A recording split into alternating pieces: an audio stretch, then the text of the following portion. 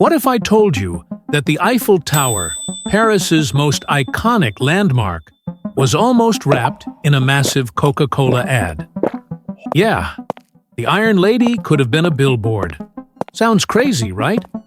But it almost happened. And it's a wild story of marketing meets national pride. Let's dive in.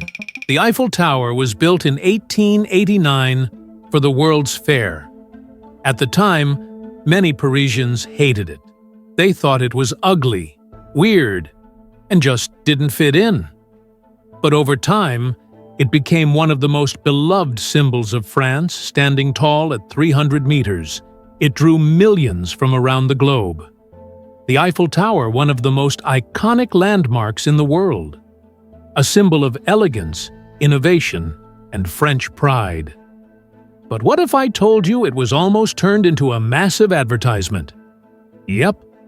A giant glowing Coca-Cola sign almost took over this beloved monument.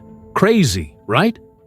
Let's unravel the fascinating story of how global marketing met cultural resistance and how Paris said, "Non merci." Eiffel used the tower for radio transmissions and weather experiments, giving it real purpose beyond art. Slowly, public opinion changed, and by the 1920s, the tower wasn't just accepted, it was adored. Now here's where it gets strange, because decades later, someone had the wild idea to use this masterpiece for advertising. Enter Coca-Cola. The brand had just exploded in the US and was expanding globally. In the 1920s or 30s, Coke made a bold move. They proposed turning the Eiffel Tower into a massive neon billboard. We're talking huge glowing letters spelling out Coca-Cola, running up the entire structure.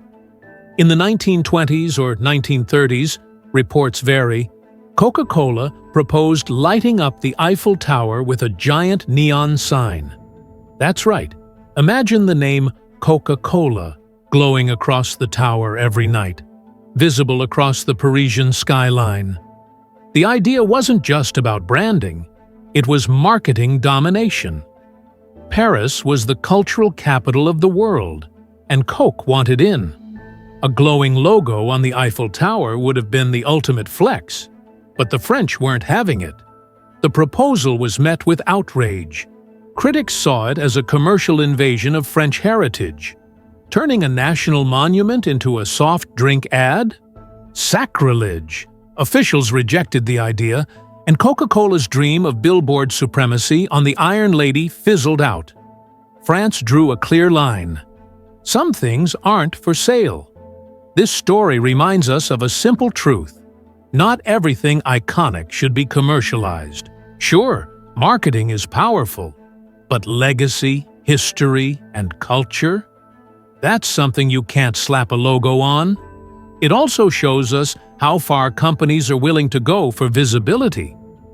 The Eiffel Tower wasn't just architecture to Coca-Cola. It was a 300-meter-tall ad space. And yet, the Eiffel Tower remains ad-free to this day. It's a symbol of identity, not commerce. A reminder that some things should just be. So next time you see the Eiffel Tower lit up in all its glory, remember, it could have been neon red with bubbles and a bottle.